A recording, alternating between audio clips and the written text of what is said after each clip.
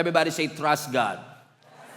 Alam niyo po, trusting the Lord is the greatest expression of our faith. When we believe in the Lord and we claim to believe that we are believing and trusting in the Lord, naniniwala rin tayo na ang pagtitiwala sa Panginoon ay nangangailangan ng pagsuko. When you trust God, you are surrendering your need to understand. Pag naniniwala ka, may mga bagay kang hindi naiintindihan sa Panginoon, pero kapag sinasabi mong you trust God, naniniwala ka sa Diyos, naniniwala ka sa kakayanan ng Panginoon, kaya nyo po isinusuko yung inyong desire na maintindihan ng lahat ng bagay. Kasi kung kada liko, kung kada delay, kung kada detour ay nangangailangan tayo ng explanation, mahihirapan po tayong buong-buo nating maipagkatiwala ang ating sarili sa Diyos. If I may put it this way, hindi mo mapagkakatiwalaan ng Diyos hanggat nagdidemand kang maunawaan ang Diyos. Kung ang nais mo, lagi siyang naiintindihan sa lahat ng kilos at galaw ng Diyos, mahihirapan po talaga tayong magtiwala sa Panginoon ng ating buong puso. Sabi nga ng Proverbs 3 verse 5, trust the Lord with all your heart. Sa Bisaya, salig sa Ginoo sa tibuok mong kasing-kasing. Alright?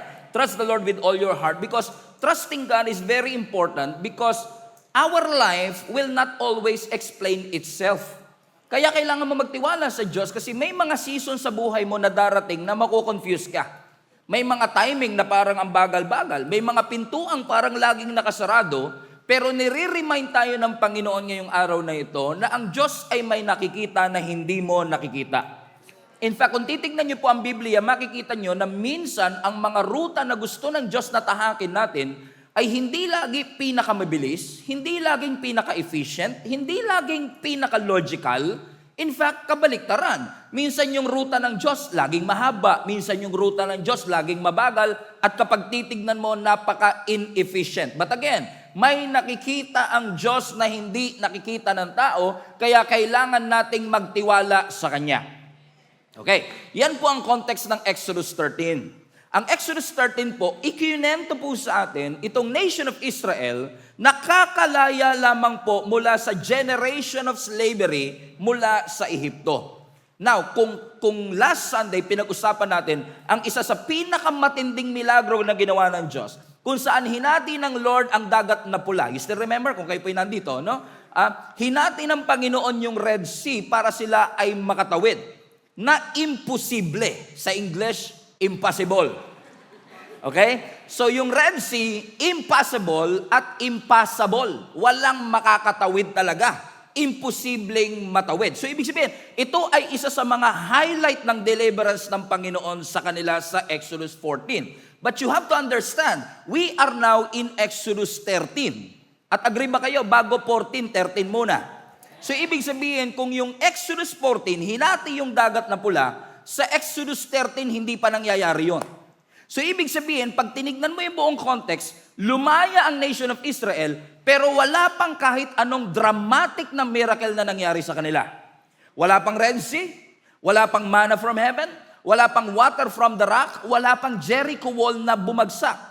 Ibig sabihin, wala pang nangyayaring dramatic miracle, pero hindi ibig sabihin walang ginagawang powerful ang ating Panginoon. In fact, makikita po ninyo sa storya ng nation of Israel na yes, pinakain sila ng Panginoon nung nagugutom sila. Yes, pinainom sila ng Panginoon nung nauuhaw sila. Pero ang pinakaunang milagro ng Diyos ay hindi provision. Ang unang milagro ng Panginoon, direction. Kasi bago ibigay ng Lord ang kanilang pangangailangan, gusto muna ng Lord maging malinaw kung ano yung direksyon na dapat nilang tahakin. Kaya sa mga sabik na sabik dyan sa milagro, pero ayaw nyo ng guidance ng ating Panginoon, this is a lesson in and of itself. Minsan gusto natin yung pangako, pero ayaw nating sundan ang guidance ng ating Panginoon. But let me tell you this, a blessing is not a blessing if you cannot handle it. A blessing is not a blessing if you're not prepared for it. Ayaw natin na yung blessing ay maging burden, kaya kailangan natin ng gabay at guidance mula sa ating Panginoon. Okay, ibig sabihin, Bago dumating yung mana, direction muna kailangan nila. Bago dumating yung tubig, direction muna ang kailangan nila. Bago dumating yung provision, direction muna ang kailangan nila. Bakit? Kasi pinoprotektahan sila ng Panginoon sa bagay na hindi pa sila handa. Let me prove that to you. Verse 17, sabi ng Bible, when Pharaoh let the people go, I love this part, highlight this part. God did not let them on the road through the Philistine country, everybody read, though that was shorter. So notice, sabi ng Biblia, lumaya na sila, pero kahit pala malaya ka, kailangan mo pa rin ng guidance. Kasi ang freedom na walang guidance is not freedom at all. If you cannot say no to ungodliness, will you call that freedom? No. When Pharaoh let the people go, meaning malaya na sila, and yet sa kabila ng kanilang freedom, inayaan pa rin nila ang Panginoon na maging leader nila, na maging GPS nila, God's positioning system. That they allowed God to guide them. Ano daw ang sabi ng scripture? God did not lead them on the road through the Philistine country. Highlight this part. Though that was shorter. Pansinin niyo mga kapatid ha, meron palang daan na maiksi. Meron palang daan na mabilis. Pero kahit na may daang mabilis, kahit may daang shortcut, kahit na may daan na mas convenient, hindi hinayaan ng Diyos na doon sila dumaan. In fact, kung titignan nyo ang Asian map, pakita mo nga yung map na, actually, from Egypt to the Promised Land, it will only take them 11 days to go through it. Saan ang daan? Pinakamabilis na daan is the coastal road, the way of the sea. Meaning, kung dadaan po sila mula Egypt all the way to Canaan, at hindi po sila dadaan ng disyerto, mas mabilis silang makakarating. At tignan nyo yung mapa, mas maganda pa view pag nandun ka. Since it is a coastal area, tinatawag nila ito nung unang panahon na way of the sea, pero base sa verse, makikita nyo na itong coastal area na to is actually a Philistine country. Okay? At dahil Philistine country sila, anytime pwede silang mapasabak sa gera. Kaya isa sa mga reason ng Panginoon, hindi natin sila pwedeng padaanin dito. Pwede, pero hindi ibig sabihin makakabuti. Anong ibig ko sabihin? Yung pinakamabilis na daan, hindi lagi yun ang pinakaligtas na daan. The shortest is not always the safest route. Kaya sa mga nagmamadali dyan, amen? Hindi porkit mas mabilis kang makakarating sa promotion, mas mabilis kang sasagutin, come on, ay laging yun ang pinakaligtas at pinaka-safe na route. In fact, kung titignan nyo yung isang mapa, ang Diyos, binigay sa kanila yung mas mahabang ruta ng wilderness. Pinaikot sila ng ating Panginoon. Bakit mo papaikutin kung pwede namang shortcut? Unless may nakikita ang Diyos na hindi nila nakikita. Amen? In fact, kung titignan niyo po yan, actually medyo mali lang yung arrow, AI lang kasi yan. Doon yan talaga galing sa unahan na blue, tumago sila rito, tumawid ng Red Sea, umikot hanggang Jordan, and then patawid ng Canaan to Jericho. And kung titignan niyo, sumahin niyo po yan, approximately 200 kilometers away. Mas malayo pa Baguio. Kung magsasasakyan sila, lalo kung may T-Plex, 3 hours lang makakarating sila. Pero inabot po sila ng 40 years. So bakit iaalaw ng Lord na yung 11 days na walking distance at yung 3 hours drive ay papaabuti ng ating Panginoon ng 40 years? Bakit? Kasi hindi porket nagbago na sila ng address, na-realize na nila kung anong identity nila. We realized that they were out of Egypt, but Egypt was not out of them. They were out of bondage, but bondage was not out of them. So this is not a geographical issue. This is a readiness issue. Alam ng Panginoon na hindi pa sila handa na lumaban doon sa mga Philistines. Hindi sinasabi ng Lord na hindi nyo deserve ang Kanaan. Hindi sinasabi ng Lord na hindi nyo deserve ang Promised Land. Ang sinasabi lang ng Panginoon, hindi pa kayo handa sa gera. Hindi pa kayo handa sa labanan. So ano ang ginawa ng Lord? In-adjust ng Lord yung proseso, pinahaba niya yung lakbayin, pero hindi ibig sabihin kinancel niya ang kanyang pangako. Tuloy pa rin ang pangako. Amen? Ano ang reason ng Diyos? Nasa 17 pa rin. Basahin natin. When Pharaoh let the people go, God did not let them on the road through the Philistine country. Although yun ay mas maikse. Next. Anong reason? For God said. if they face war, kung makakaharap sila ng gera, they might change their minds and return to Egypt. Interesting na? Pansinin nyo, una sa lahat, sino nagsabi? Ang Diyos. Posible ang mga Israelites, sinasabi nila, kaya na namin, equipped na kami, 40 years kami naging alipin, hawak namin martilyo, ano ba naman yung mga Philistines niya? Kaya namin siya. But just because you hold a knife doesn't mean you can fight. I mean, hindi porket kaya mong humawak ng weapon, ibig sabihin kaya mo nang makipaglaban. And God knows exactly what's happening.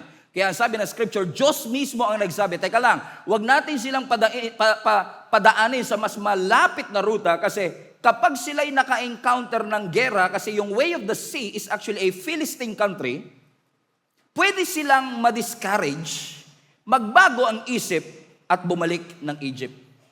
Ano ang sinasabi ng Lord if I can paraphrase it? Ayaw ng Lord na i-expose sila sa isang laban na hindi sila handa.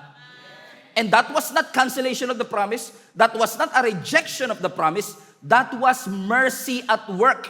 Gusto ng Lord ipakita sa kanila na may awa ang Diyos sa kanila. Ibang-iba sa atin kasi tayo, gusto natin lagi yung mas mabilis na ruta, pero ang sabi ng Lord sa kanila, hindi. Alam kong may mas mabilis na daan, pero gusto kong mas malakas kayong bansa pagdating nyo doon sa promised land. Mukhang delay pag tinignan mo on the outside, pero protection niya ng ating Panginoon. Mukhang inconvenience on the outside, pero protection niya ng Panginoon. Mukhang closed door on the outside, but God was protecting you for a terrible mistakes.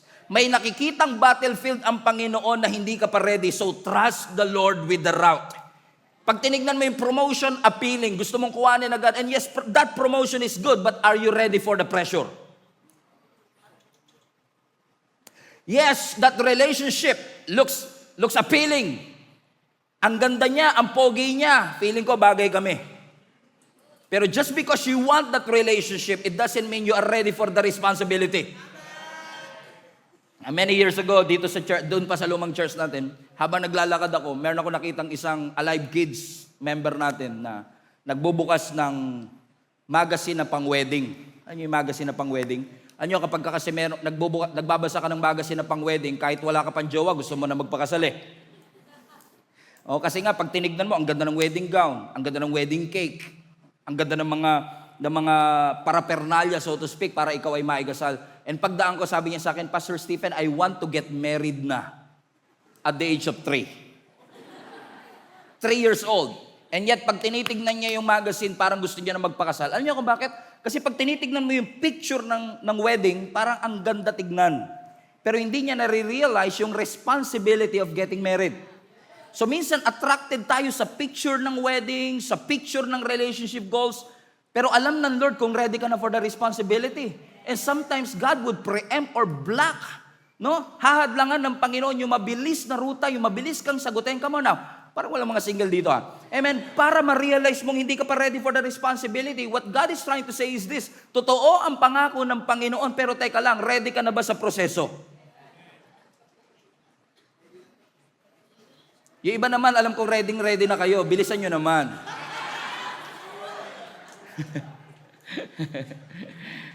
Sabi mo sa katabi mo, ikaw yung pangalawa. But this is fascinating. Nakbalik mo nga yung verse 17.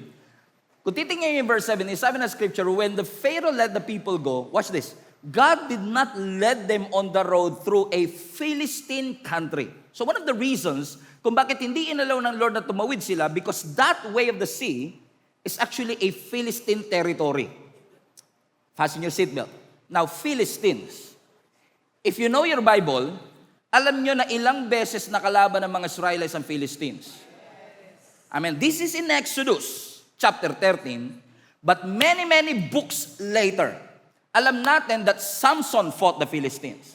King Saul fought the Philistines. David fought the Philistines and they won. Now, think about this. Why would God delay a battle na lalabanan pala ng mga Israelites in the future, pero ayaw ng Diyos na labanan nila ngayon sa Exodus 13? You know why? Kasi may mga future assignment ang Lord na alam niyang hindi ka pa ready sa season na ito. So sometimes God would block the enemy, hold that war, because God knows you're not ready for it. Pero pagdating ng panahon na ikaw ay naging handa, katulad ni Samson, ni King Saul, at ni David, darating ang araw na parang ikaw si David. Gamit lang ang slingshot, and you can defeat a 9'6" Goliath, Philistine warrior. What I'm trying to say, mga kapatid, is this. Philistine was their future assignment, pero alam na ni Lord, is not your current season yet. So listen, hindi lahat ng open door, God door. Hindi lahat ng mga faster option, God option. Hindi lahat ng blessing, opportunity. At hindi lahat ng opportunity, assignment mo. That's why we need discernment and trusting the Lord. So makikita nyo mga kapatid, so kung binawalan ng Panginoon na malabanan nila ang Philistine, ibig sabihin gusto silang i-preserve ng Panginoon para sila'y mapunta ng Promised Land. Gusto ng Lord maranasan nila at hindi ma-preempt yung magandang pangako ng Diyos sa kanila. Are you following so far? So ibig sabihin, listen to me, camera to please. Ibig sabihin, when God called you to be free, He doesn't just want you to go there in the Promised Land. He also wants to preserve you so that you will not go back to Egypt. Because it's one thing to desire the Promised Land, but it's another thing, pagdating ng Goliath, ng gera, ng Philistine territory, ay babalik ka rin doon. Kaya sabi ni Lord sa kanila, kung makaharap yan ng gera, baka magbago yan ng isip. Balik mo nga yung verse, anak. They might change their minds, at baka bumalik sila ng Egypt. Na pagbabasahin mo ngayon, parang may undertone si Lord na, alam kong takot sila. Alam kong hindi sila ready. Pero hindi Israelites ang nagsabing takot kami sa mga Philistines. For what it's worth, baka nga sinasabi nila, kayang-kaya namin eh. Pero maaaring hindi nila inaamin, pero alam ng Diyos at nakikita ng Diyos ang tunay nilang kondisyon. Maaaring hindi nila binabangkit yung takot, pero alam ng Panginoon na yung takot na yan ay nag-i-exist. So God was literally not just guiding them towards the Promised Land, He was guiding them based on what He know that they are prepared for. Kasi iniiwasan ng Lord na masira sila, iniiwasan ng Diyos na bumalik sila, iniiwasan ng Panginoon na hindi nila makamit ang Promised Land. Alam nyo, pag kayo ay nagdadrive, no, dito sa Pilipinas, maaaring sa ibang bansa kasi usually Google Maps, no, tayo dito Waze because in Waze we trust. Okay? Pagka nagdadrive po kayo sa Waze, no, may settings po ang Waze. Let me just read for you. May setting ang Waze sa navigation part kung saan pwede mong i-on yung avoid toll roads. Meaning, pag clinic mo yung avoid toll roads, iiwas ka ng Waze sa daan na may toll gate, may fee. Okay, so kung ayaw mo magbayad, pwede ka makalibre. Say, pupunta ka ng Bulacan, nilagay mo yung avoid toll roads, malamang idadaan ka sa MacArthur. Nga lang babalik ka sa traffic kasi nga, I shall return.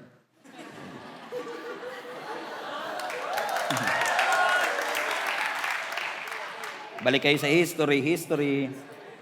May isa pa rito, avoid freeway. Ibig sabihin, kung ayaw mo naman ng highway, pwede mo i-click to, hindi ka niya pwedeng motor ka. At hindi pwede kasi nga, naka 160cc lang, hindi qualified dun sa expressway. So pwede mo i-click yung avoid freeway para hindi ka makadaan doon. Pwede mo ding avoid yung ferry kasi hindi ka naman bangka. Ganyan. So avoid. Alas 3 na, sorry ha. Okay, so avoid toll roads, avoid ferries, avoid freeway. So pag clinic mo yan, i-redirect ka ngayon ng ways. Parang si Lord, no? Because God's ways are higher than our ways. So, okay. So, pwede mong ilagay avoid toll roads, avoid ferry, avoid freeway, pero hindi ibig sabihin makaka-avoid ka sa traffic. Right? Pero alam mo, ang Panginoon, siguro ha, kung si Lord parang ways, magdadagdag siya sa dulo. Avoid distraction. Amen? Because God wants you to avoid distractions. God wants you na hindi mailaban o maisabak sa isang gera that is not winnable because God knows you're not prepared for it. Either you are too immature for it, too young for it, too emotional for it, too prideful for it. So God will sometimes do that to you. Which made me very grateful, honestly. Sabi ko nga kay Lord, Lord, ang bait mo talaga, no? Na-realize ko, ilan kayang mga disgrasya ang pinigilan ng Panginoon mangyari sa akin na wala akong kaalam-alam. Ilang kayang relationship ang hinarangan ng Panginoon na mangyari? Yung nasa high-hello stage pa lang kayo, hindi na nasundan. Ang blinak ng Panginoon because God knows it might ruin your testimony. Ilang kayang opportunity ang dinelay ng Panginoon? Ilang kayang pintuan ang sinara ng Panginoon? Kasi alam ng Panginoon na hindi pa tayo ready dito. Naalala niyo po ba nung nawalan kayo ng trabaho, para kayong mawawala sa katinuan? Kasi hindi niyo maintindihan, bakit ako na-reject? Bakit hindi ako tinanggap? Pero what if yung pagkaka-reject mo sa trabaho na yon is God protecting you from future stress? O kaya naman God protecting you for the destruction of your family kasi alam ng Panginoon na that job could ruin your family. Minsan, hinahabol natin yung mga taong umaalis, pero what if hinahayaan ng Lord na umalis yung mga tao na yon because God wants you to save your peace? What if minsan inaalaw ng Panginoon na mawala yung opportunity na parang lumipad na lang siya na parang wala, pero protection ng Lord yun sa iyong integrity?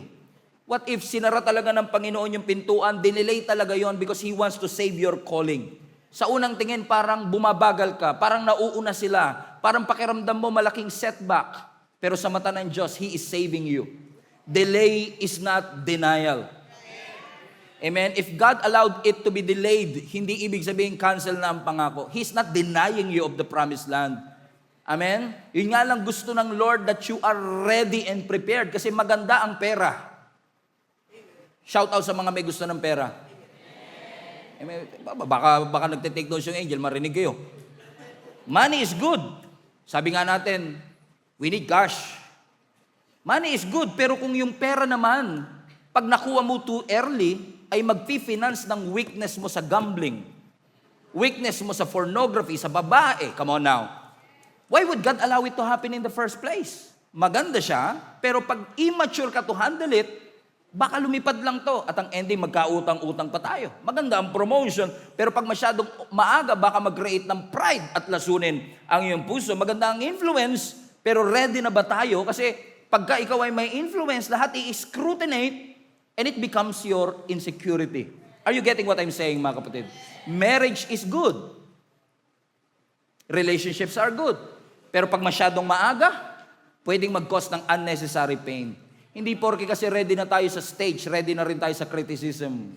Hindi porke ready na tayo sa wedding, ready na tayong mag-sacrifice. Hindi porke sinasabi nating ready na tayong lumago, ay ibig sabihin, ready na tayo sa pressure. God knows exactly how prepared are you. He knows your strength, but He knows your weakness too. So sometimes God would give you a route that is illogical, inefficient, but it doesn't mean it will not bring you to your destination. Kaya sabi ng verse 18, let's continue reading. So dahil yun ay Philistine territory, kahit maiksi siya, sabi ng verse 18, so God led the people, highlight this part, around the desert by the road toward the Red Sea. Pakita mo nga yung mapa, anak. So, dahil ayaw ng Diyos, yung second map please. No, ayaw ng Diyos na dumaan sila doon sa way of the Red Sea dahil nga Philistine territory. So, imagine this, technically speaking, dito sila nagsimula, no? So, God allowed them to go around the desert, tumawid ng Red Sea, around the desert, there. And nagpaikot-ikot sila rito hanggang tumawid sila doon sa may Jericho. Gets nyo, mga kapatid? So, balik mo yung verse, anak. So, ang sabi ng scripture, so God, sino nag-lead sa kanila? It was God. So, hindi sila nagpaikot-ikot dahil nakinig sila kay Sarah G. Okay? Nagpaikot, if you know, you know. Nagpaikot-ikot sila because it was the Lord who led them. Everybody say around. Now, here's the thing. Pag around, ibig sabihin hindi direkta. Pag around, ibig sabihin mas mahaba. Mas inconvenient.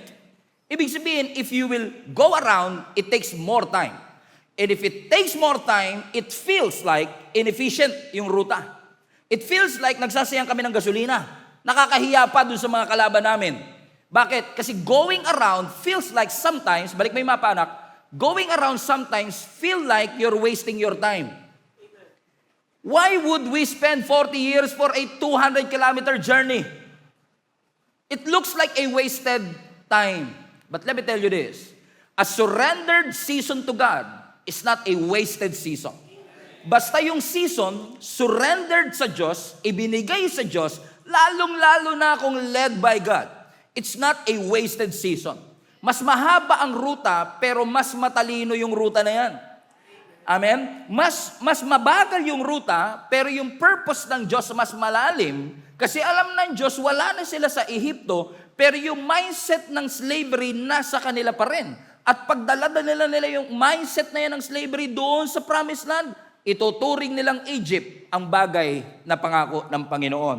So kung ako tatanungin ninyo, okay lang na malayo, basta kasama ang Diyos. Kesa maiksi nga, pero hindi ko naman kasama ang Panginoon. Okay na sa akin yung mabagal na kasama ang Panginoon, kesa doon niya ako sa mabilis, pero hindi ko naman kasama ang Panginoon. God's route is not always the fastest, but God's route is always the safest. Amen? Inalaw ng Panginoon na dumaan sila doon sa wilderness because God wants to transform them. So God was not just moving them geographically, God was moving them because He wants to transform them. In fact, doon nila sa wilderness natagpuan ng Red Sea. Doon nila sa wilderness natagpuan ng gutom at uhaw. Doon nila sa wilderness naranasan ng init at lamig. At kung hindi sila dumaan sa wilderness, hindi madedevelop yung dependence nila sa Diyos. Kung hindi sila dumaan sa wilderness, hindi nila makikita na ang Diyos natin is a miracle worker, a promise keeper.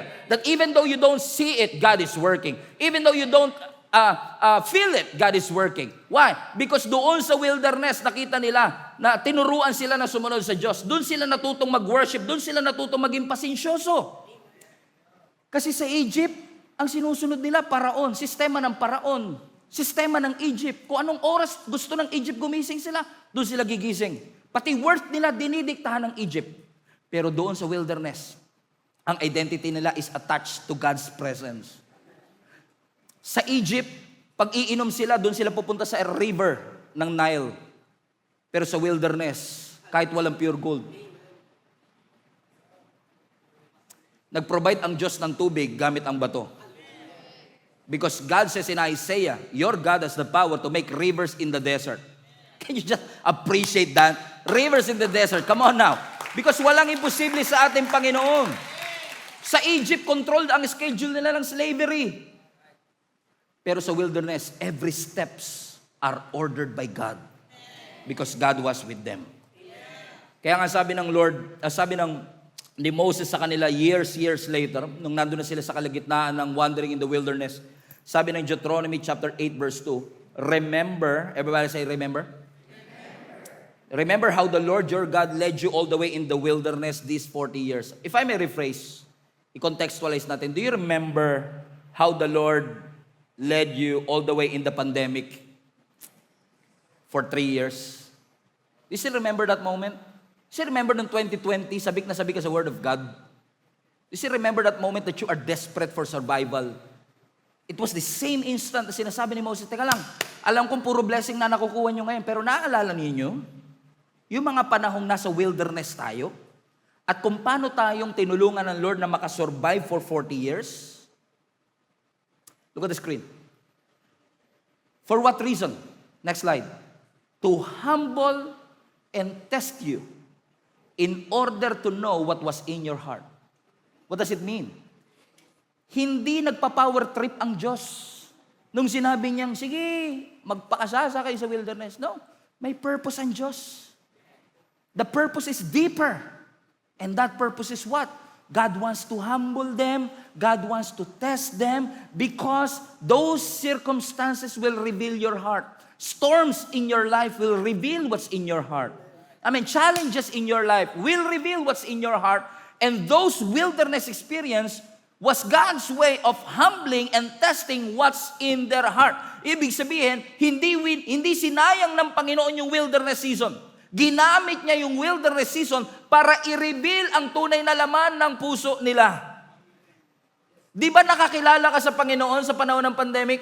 Di ba nakilala natin at kumapit tayo sa Panginoon sa pamamagitan ng wilderness? So ibig sabihin yung ruta ng pandemic, yung ruta ng wilderness, yung ruta na mahihirap, inahayaan ng Panginoon, hindi lang para i-transition tayo. Yun ay transformation ng Diyos. And guess what? You're now serving. Guess what? You're now deeper in your relationship with God. Kung hindi ka dumaan doon, hindi ka ma-humble, Hindi ka matitest, hindi marireveal ang tunay na laman ng iyong puso. You thought it was your money that is sustaining you. You thought it was your promotion that is sustaining you. You thought it was your company. And guess what? Lahat ng kumpanya halos nagsara. Maraming business ang bumagsak. But thanks be to God, we serve a God who is able to do immeasurably above and beyond.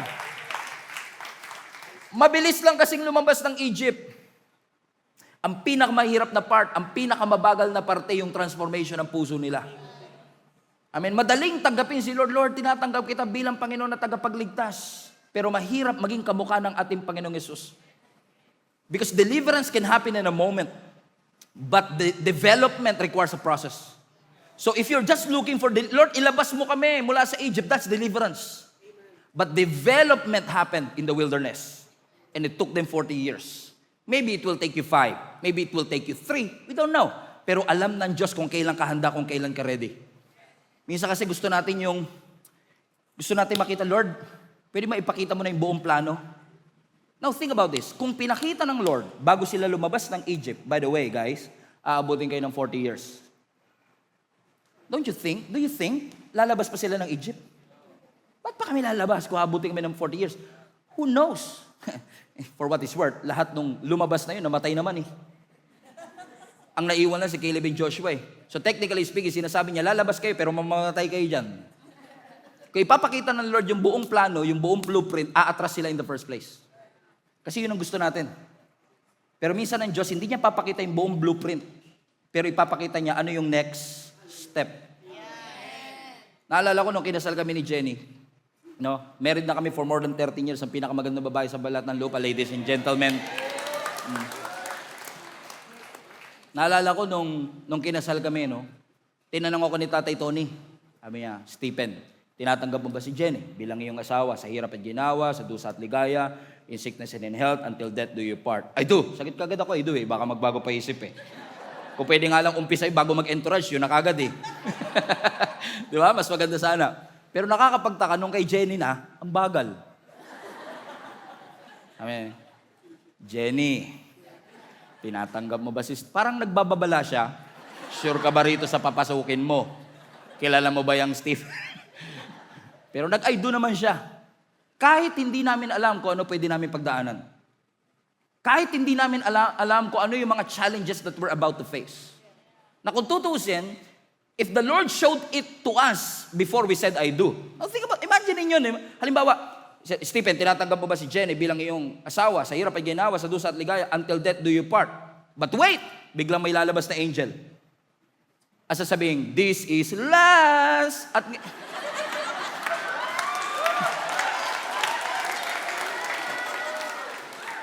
this is last. At ngayong araw na ito, ipapakita ko sa iyo, Pastor Stephen,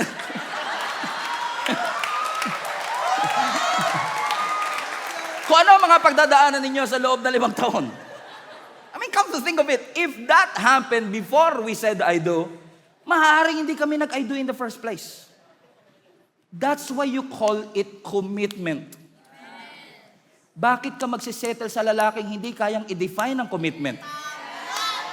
Bakit ka parang yung mga nasa harap lang masaya, yung mga nasa likod, oh. Parang dito kasi, doon pa si medyo patanda na rin ng konti, okay? Bakit ka magsisettle sa mga taong di kayang i-define ang faithfulness? Man, because that's why it's called commitment and faith. Because you are saying, I do to something that you don't see. Kaya sabi mo, Lord, I have decided to follow Jesus. What made you decide to follow Jesus? You don't even know what you're going through. Pero nung tumagal na, Lord, I am determined to follow you. Ang hirap pala nito. But I am determined to follow Jesus. That's why you call it faith. That's why the Bible says in 2 Corinthians 5:7, we walk by faith and not by sight. Kasi kung sight ang pag-uusapan, kung blueprint ang pag-uusapan, madali kang mapapa-oo kapag madali ang ruta. Pero kaya mo bang umuo at sumunod sa Panginoon pag hindi mo maintindihan yung ruta? Kasi si Lord hindi niya papakita ang blueprint, papakita niya, ito ang next step. At ang next step, sa Israelites, hindi sila binigyan ng compass. Hindi sila binigyan ng mapa. God gave them better than maps and compass. You know what's that? His presence. Amen? Sabi ng Biblia, let's look at verse 20, 21. Okay, 20. After leaving Sukkoth, they camped at Etham on the edge of the desert. By day, everybody read? By day, the Lord went ahead of them in a pillar of cloud to guide them on their way, and by night, in a pillar of fire to give them light, so that they could travel day and night. Watch this. Balik kami verse 21 na.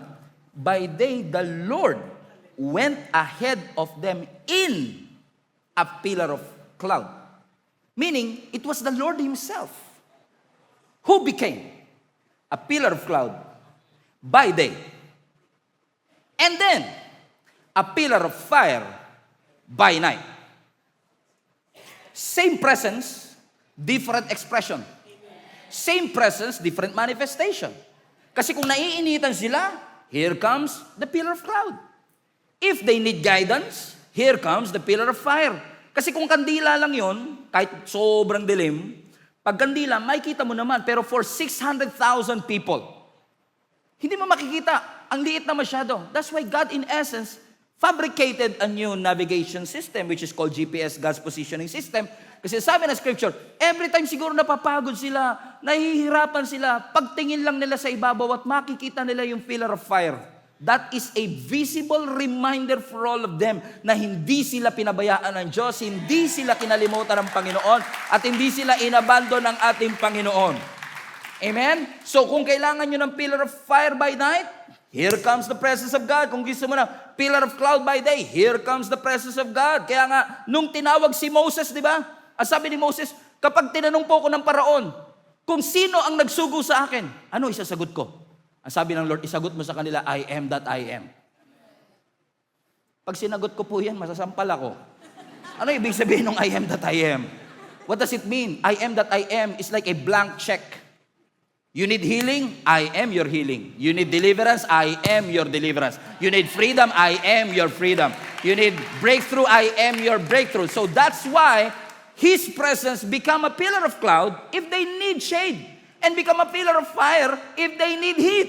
Ibig sabihin, parehong presensya, pero magkaiba na expression.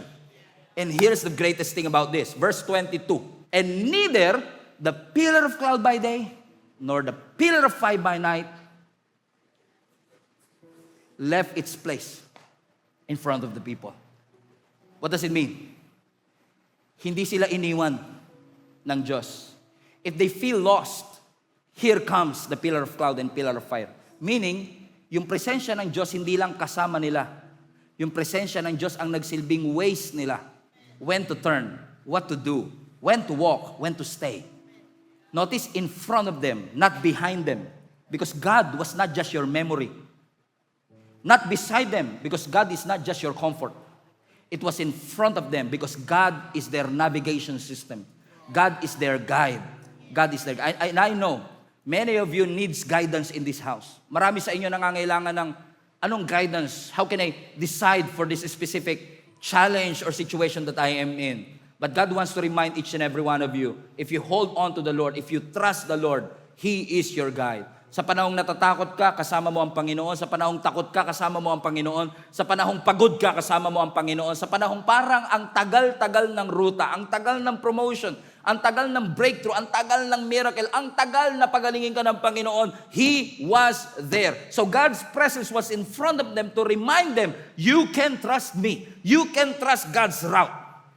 Kasi yung presence ng Lord ang nagdala sa kanila sa ruta na yon. May mas maiksi, pero dinala sila sa mas mahaba. At doon sa mahabang ruta, kasama yung Red Sea. Doon sa mahabang ruta, doon sila nagutom. Doon sa mahabang ruta, doon sila nauhaw. Doon sila nainitan, doon sila nalamigan. At pag tinignan mo ang Red Sea, para sasabihin, diba, sabi nga nila last Sunday, di ba? Ang liit ba ng sementeryo sa Egypt at dinala nyo pa kami rito para kami patayin? Kasi mukhang dead end ang Red Sea, mukhang sinet up sila for an ambush. Pag lumingon sila sa likod, nandun ang Egyptian. Pag tumingin sila sa harap, nandun ang Red Sea. They were literally trapped. And then, God made a way where there seems to be no way. So the Bible says, nung tinaas ni Moses ang kanyang tungkod, hinati ng Panginoon ng Red Sea. So listen to me, kung hindi sila pinadaan sa mahabang ruta, walang Red Sea. Kung hindi sila pinadaan ng Panginoon sa mahabang ruta, walang manna from heaven. Walang water from the rock. Walang walls of Jericho. What does it mean, mga kapatid? Yung Red Sea na akala nating trap, yung manna na akala nating challenge, ay parte ng testimony nila. Remember, even Rahab heard.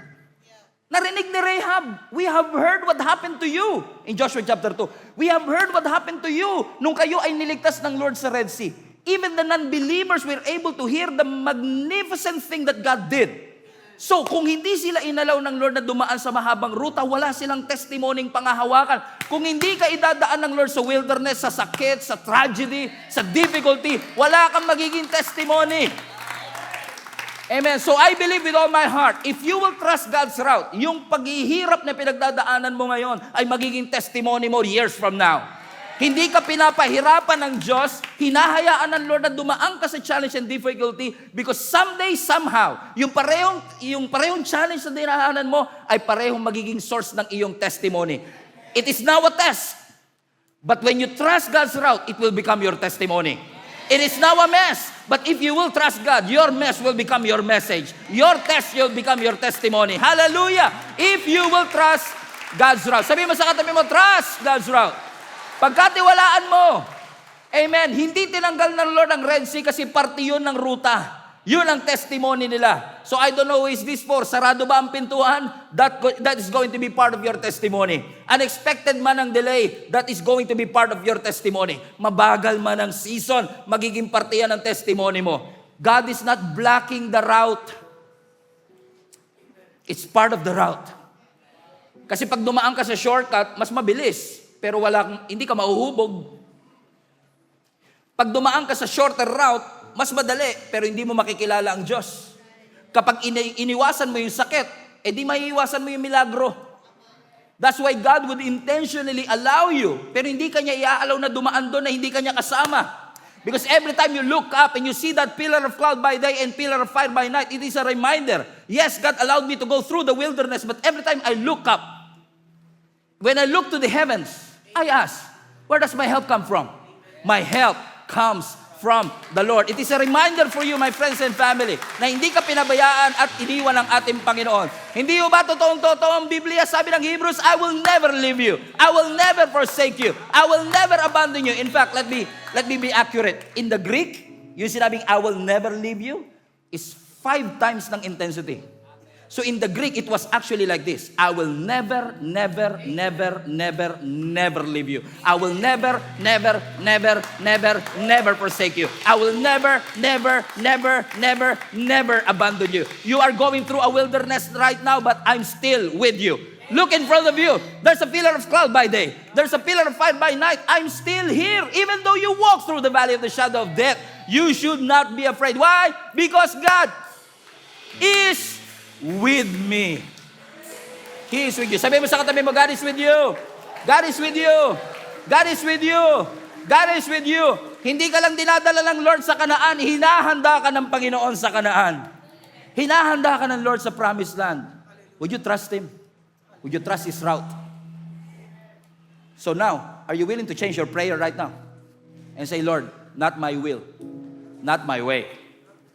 I trust your way. I trust your will. It seems like inefficient. It looks illogical. It seems a delay. But I will trust your route because I know my God is with me. Amen. Amen. How many among you ang nangangailangan ng miracle? Taas kamay. Well, guess what? The God that you serve is a miracle worker. Sino rito pinakakuha ng Panginoon? Guess what? Your God is a promise keeper. Even though you don't see it, He's working. Even though you don't feel it, He is working. He never stops working. He never sleeps. He never slumbers.